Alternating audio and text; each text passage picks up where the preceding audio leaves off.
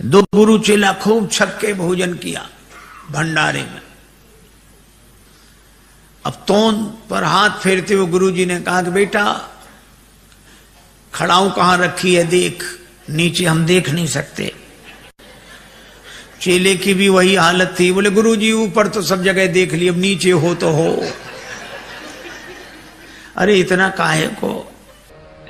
एक गुरुजी को आदत थी उनका कोई चरण दबाए तो सो जाते।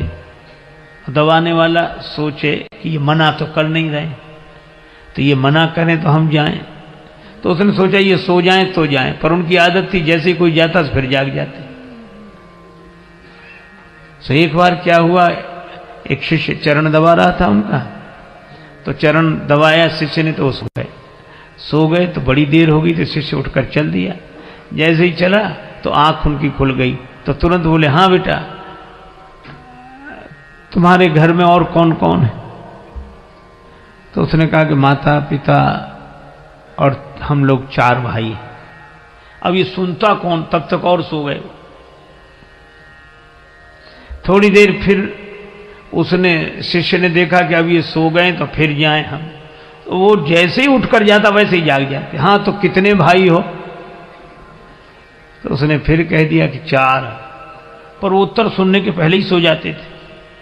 और जैसे उठकर चले तो जागकर फिर पूछते हाँ कितने भाई हो? तो शिष्य उत्तर देते देते थक गया, कब तक कहे कि 4 भाई हैं। जब चौथी बार भी उन्होंने यही पूछा कि हाँ तो कितने भाई हो, सो चेला बोला गुरुजी अब तक तो 4 हैं, सवेरे तक 3 बचेंगे।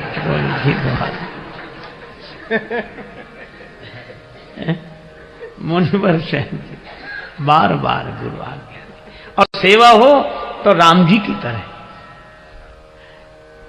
एक गुरु जी के पास ऐसे शिष्य, हे भगवान, नया नया चेला बनकर बैठा। अब गुरु जी छप्पर में बैठे, अंदर बाहर छप्पर, सामने मैदान। तो गुरु जी ने कहा कि बेटा वर्षा होने लगी है और गाय मैदान में बंधी हुई है, उसको बंधन से मुक्त करो ताकि वो भी छाया में आ जाए। शिष्य वहीं बैठे बैठे बोला गुरु जी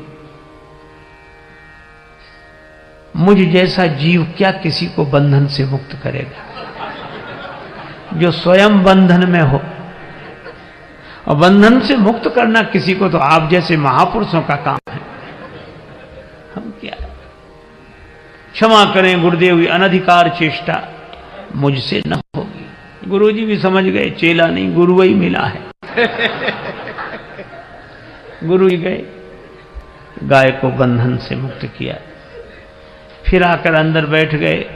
मन नहीं माना तो बोले बेटा बाहर जाके देखो पानी बरस रहा है कि नहीं। चेला बोला गुरुजी ये बिल्ली बाहर से ही आई है जो आपके पास बैठी है, इसके शरीर पे हाथ घुमाओ, गीली हो तो समझ लो पानी बरस रहा है, सूखा हो तो समझ लो पानी बरसना बंद हो गया है। गुरुजी फिर चुप रह गए। रात को सोने लगे तो कहा ये दीपक जल रहा है, इसको बुझा दो। चेला बोला गुरुजी सर्दी बहुत है, कौन उठे? आप तो रामायण की बात मानो, मुंह दिए नयन कतहु को ना, आंख बंद कर लो, बुझे ही समझाओ। गुरुजी सरल स्वभाव के थे, कुछ नहीं बोले, चलो ठीक। दूसरे दिन सवेरे सवेरे एक भक्त लड्डू लेकर आया।